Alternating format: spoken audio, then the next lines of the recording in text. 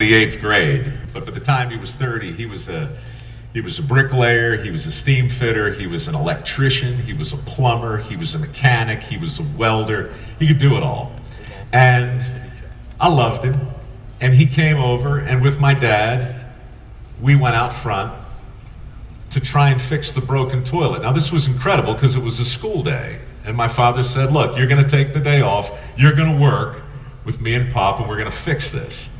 And I'll spare you all the details, but for the next 8 or 10 hours, it was great.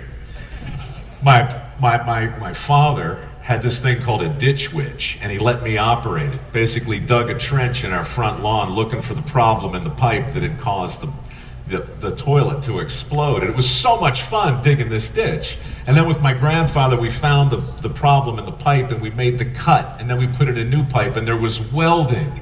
And I heard my dad say a bad word, and we laughed. And there was more welding, and there were blisters, and there was pain. And my mother made a big thermos of hot coffee, and she brought it out to us. I drank my very, very first cup of coffee, right? It was fantastic. I felt like a man. I got my hands dirty, and I was a part of fixing a problem. And I decided that day, that was the day I decided I knew what I was going to do with the rest of my life. I knew I was going to learn a trade. Sit down, guys. You're making me nervous. Take a load off, honestly. Take a load off. All right? This is the day. I love you back. I love you back. That was the day I knew what I wanted to do at 12 years old.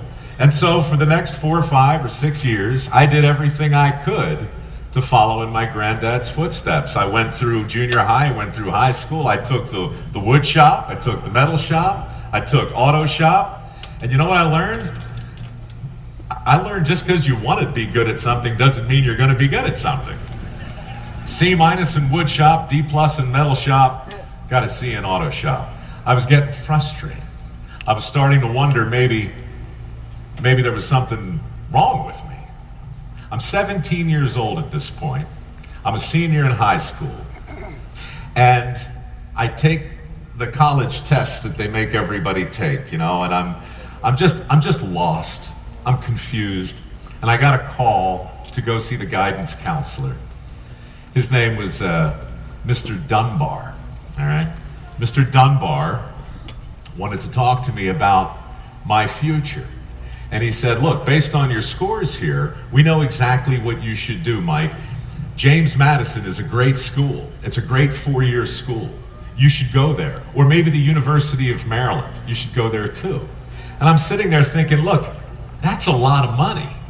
And I don't want to borrow money, and my folks don't have a ton of money, and I just don't know what I want to do. So I said, Mr. Dunbar, I think maybe the smart thing for me to do is go to a 2-year school. Right? Just maybe learn a trade, maybe just figure out what I want to do at a community college. And he said, Mike, that is below your potential. You don't want to do that. And then he gave me the worst advice I've ever heard in my life. He pointed to a poster on his wall. I brought it with me. You want to see it? You're going to love this. You're going to love this. Thing hanging back here somewhere. Oh, it's right here. Beautiful. Thank you. That could have been awkward. This is the poster Mr. Dunbar showed me. Okay? It's a picture of a guy with a diploma standing next to a guy with a wrench. Look how happy the guy with the diploma looks. And look how sad the guy with the wrench looks. And check out the worst advice in the world on the bottom of this poster. Work smart, not hard. Right? Mr. Dunbar says, Mike, which one of these two guys do you want to be? And all I could think of was, well, I thought some bad things. I didn't say them because the scout is kind and courteous and whatnot. But I thought, man, that's my grandfather he's talking about. And so I went home and I talked to my folks about Mr. Dunbar, and I talked about what I thought would be best for me to do. And it was decided that, you know what, Mike, you're right. You go to a community college, Don't worry about that work smart, not hard stuff, right? And I did that, and I started to learn a trade, but not the trade you're thinking about. I started to learn the stuff that made sense to my brain because my grandfather did give me some good advice. He said, you know something? There are lots of different toolboxes. Get a different one. So I went to college. I learned how to sing. I learned how to write. I learned how to talk in front of people. I learned how to act. And I started to learn about television, something I didn't know anything about at all, but figured, well, you got to learn something. And then I went to work. And to make a long story short, about 15, 20 years went by, and I started to do pretty good. I worked for some of the big networks. I worked for National Geographic. I worked for the Discovery Channel off and on. I worked for CBS and NBC. I did freelancing. I started to approach my career like it was a trade, right? And I started to do pretty good. And the next thing you know, I'm 40 years old. I promise you, there's a point to all this. I'm 40 years old. I wake up one morning, I'm working for CBS on a show called Evening Magazine. It's a great gig, okay? It's a fantastic show. I'm living in San Francisco. I can go wherever I want. I'm very busy. I'm feeling pretty good about my life. I get up, I go to the bathroom one morning, I take care of business. I flush the toilet. I stand there, I watch it go away the way I always do. And then the toilet made the same sound it made all those years ago when I was 12 years old. And I swear it exploded again.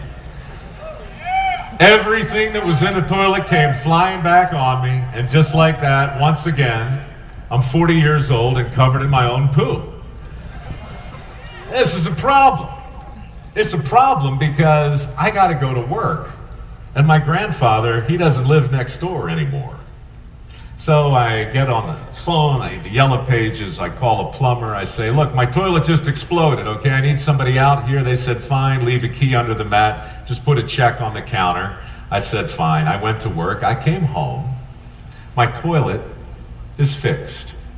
There's not a sign of the mess. The check is gone. I call my mom just to catch up a little bit. See how Pop's doing. He's 92 at this point, right? And I tell my mother the story about the exploding toilet, and she laughs, and she says, so the plumber came over and saved the day again? And I said, yeah, he did. And she said, what was his name? And I said, you know what? I have no idea.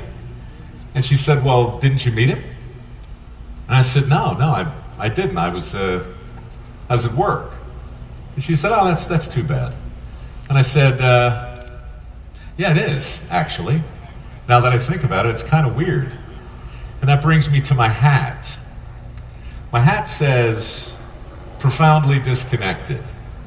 And I want to talk about that for just a little bit, but that was the moment, if anybody cares, when I decided that dirty jobs might be an interesting thing to do. Because how could I have become so far removed from knowing exactly what I wanted to do, from knowing exactly how I wanted to work, from being so sure of all those things when I was 12, suddenly I'm 40, and I don't even know the name of my own plumber.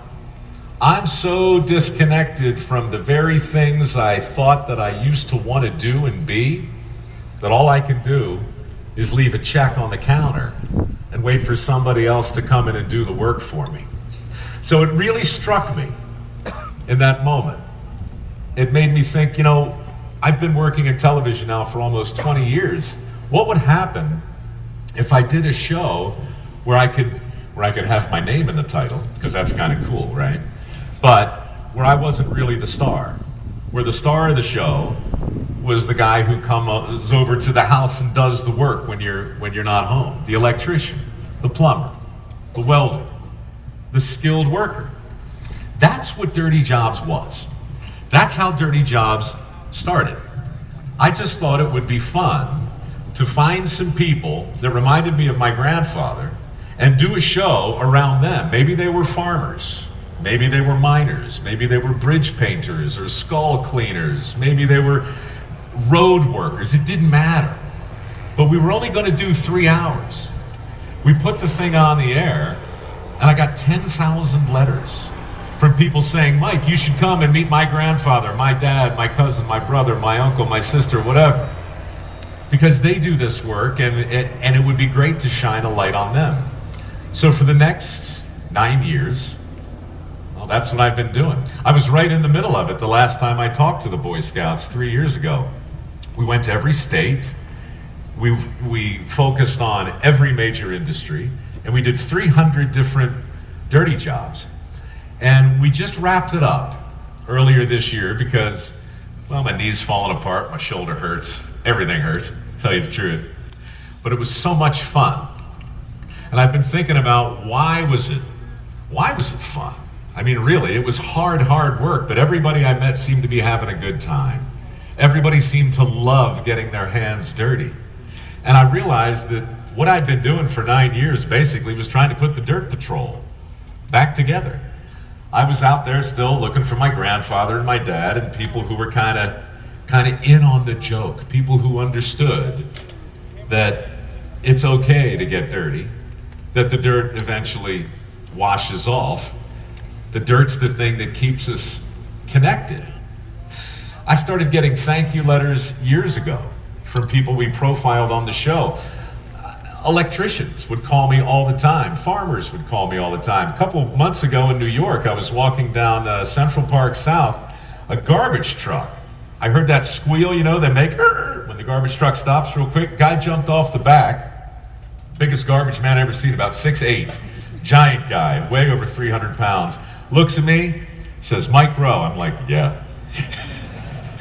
Runs up to me, doesn't even break a stride, grabs me, lifts me up off the ground, and says, man, I can't tell you how much I appreciate what you do. I said, dude, put me down. He said, no, man, listen to me. Do you have any idea how dramatically my love life has improved since you did a show about garbage men? I'm like, woo! I didn't know. But this is the kind of thing that's been happening now for years. And it's got me thinking, why are people grateful for the show? Nobody had ever thanked me before for doing television. People blamed me for doing television. But people really seem to love this show. And I think it's because I'm not the only one who became disconnected from my plumber.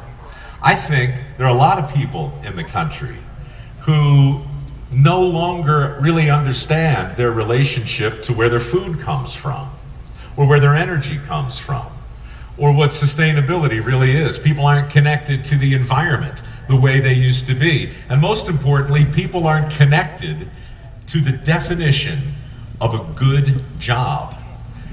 This is what I heard for the last 9 years wherever I went from business owners. I would hear about how hard it was to find people, not people who were educated, but people who were skilled. Because something has been happening in the country where we celebrate one form of knowledge over the next. And that's why I dug this poster out of the archives, because this is still what's going on. We're still telling kids that this degree is your only hope for a happy, successful career. And in our minds, we still see this guy over here as some kind of vocational consolation prize. It's crazy. And you know what it's doing? It's causing problems. There's a thing in this country called the skills gap. Anybody hear of the skills gap? No, you've never heard of the skills gap. You're kidding me. My friend, I'm going to open your eyes today, all right? The skills gap is the fact that there are 3 million jobs available right now for people who are willing to learn a skill and get their hands dirty. They're out there right now, these jobs. How come nobody's gone after them? I don't get it. I think it's because a big hunk of the country is disconnected. Now, I'm not talking about you guys. You guys are connected. The Boy Scouts get it. The Boy Scouts have always gotten it. Yeah! Future Farmers of America, they get it. Skills USA, they get it. But the Boy Scouts, they really get it. Because my earliest experience in the Boy Scouts was getting not merit badges, but skill awards. Celebrating a skill. That's the thing that we need to reconnect with, because that's the thing that we've become disconnected from. We have to find a way to make Mr. Dunbar's advice go upside down. He was completely wrong. Are you kidding me? Work smart, not hard. Has anybody heard that expression before today? Work smart, not hard? Right. Everybody's got their hands up. Later on, because you guys are connected, go ahead and take your phones and Google work smart, not hard. You'll see this advice is everywhere. It's on merchandise. It's the title of books. It's all over the place. I think, and this is just a theory, but I think our country has taken Mr. Dunbar's advice. I think there's a big hunk of our country who believes it's possible to succeed without working really hard. Working smart is great, but where in the world did it become okay not to work hard? So I started thinking, well, look, I'm one guy with a TV show, and now that TV show's over. What can I do to get that message out there? Who can I ask for help? I'm thinking maybe the Boy Scouts could help, right? I mean, I'm just thinking maybe the Boy Scouts could help. So here's what I did. I thought about Mr. Dunbar's poster, and I asked myself, what would it look like if it weren't so daggone stupid? What would the worst advice in the world look like if it were actually the best advice in the world? Now keep in mind something when I show you this. Right now, anybody know what $1 trillion is? Yeah, it's a lot, okay? $1 trillion of student loans exist because kids who were in my position a long time ago borrowed money in order to go to a college that they weren't quite ready to go to and study really hard and pay a fortune to get an education that, well, it was awfully expensive. Now, don't think for a second I'm standing here in front of you saying education and college are a problem. No way. After my community college, I eventually went back. I did get a degree, but I didn't get it until I knew exactly two things for sure. A, I could afford it, and B, I knew what I wanted to study. So, rather than saying work smart, not hard, what if we were to say work smart and hard? And that's me, by the way. That's me, by the way, holding my diploma down by my side. It's not because I'm not proud to have it. It's just because so many kids today are in debt because they've paid a lot of money to get an education without a skill.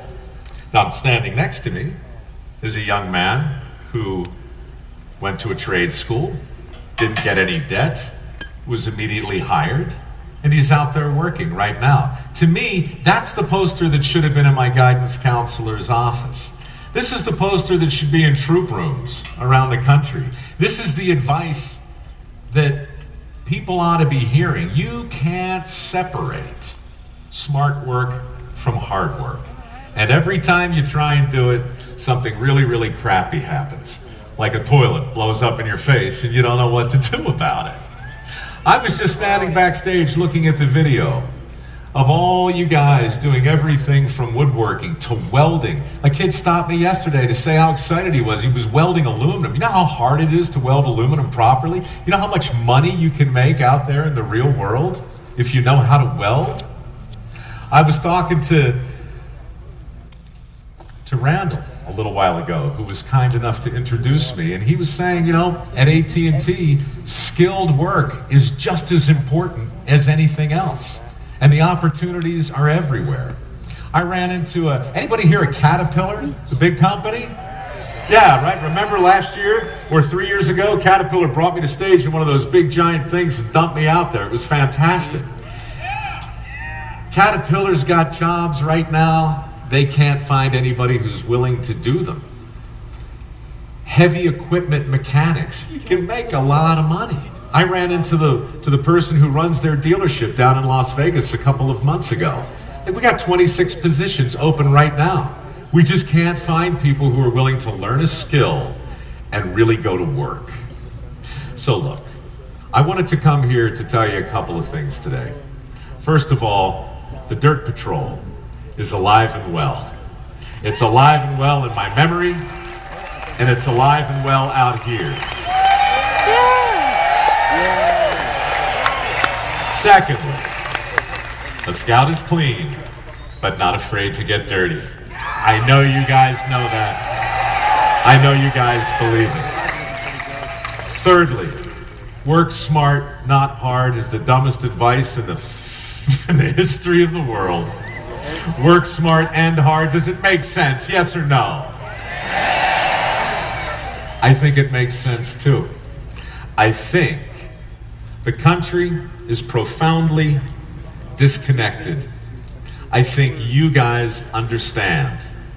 I think there's an opportunity to change the way people think about skill and about work.